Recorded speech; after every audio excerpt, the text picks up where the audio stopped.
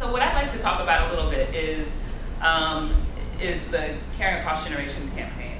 And the Caring Across Generations campaign really comes out of an effort both to build on the wonderful work that the National Domestic Workers Alliance has done, and along with others in coalition, to pass the Domestic Workers Bill of Rights, right? The first in the country, and now the one of two Domestic Worker Bill of Rights in the country, because Hawaii recently passed their Bill of Rights.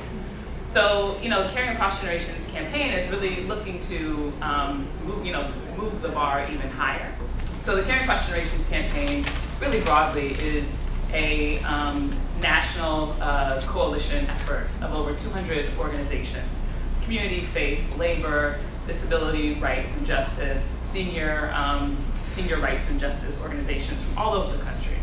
And here in New York, the organizing really is centered around building a coalition.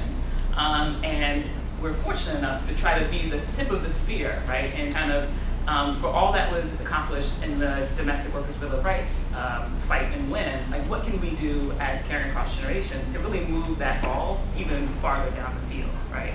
In terms of workers' rights, worker protections, but also quality and accessibility of care for people who need it, right? And also, raising the standards for people who are in the formal sector home care industry who have access to minimum wage protection for the most part, who have access to overtime protection for the most part, and benefits and retirement theoretically for the most part, right? But we can also recognize that even in this more regulated sector, these folks are at the bottom also, right, of this of even formal sectors of work, with not really being covered by overtime protections or minimum wage protection, things like that.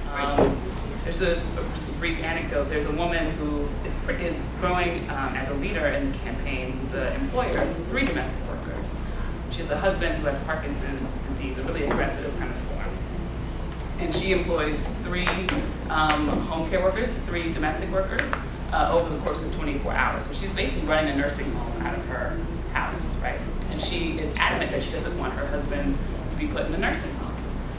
She's also really clear that she's going to be bankrupt in 2 years, right? Because she's paying her workers about $16 an hour, is not able to provide any health care or coverage, but is paying insurance and is paying for taxes and things like that. So that raises the question, right? So what do you do, right? When the love of your life, your partner, is dying, needs around the clock intensive care.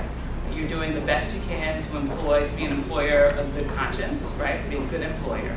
But you have finite resources, right? How do you engage in this world? How do you engage in this relationship? But part of what we're doing here in New York City also, in terms of Caring Across Generations, is really trying to address that other part of the equation, right? So how do we make home care more affordable and more accessible, particularly for people who are paying for it out of pocket, right?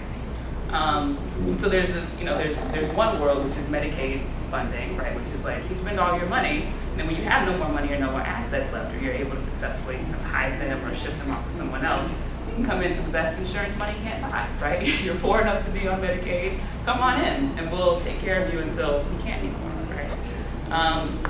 But what happens, what is the safety net to keep you from the safety net, right? And we're really trying to figure out what that means, and how to support people who aren't yet Medicaid eligible because they have too much money, too many resources.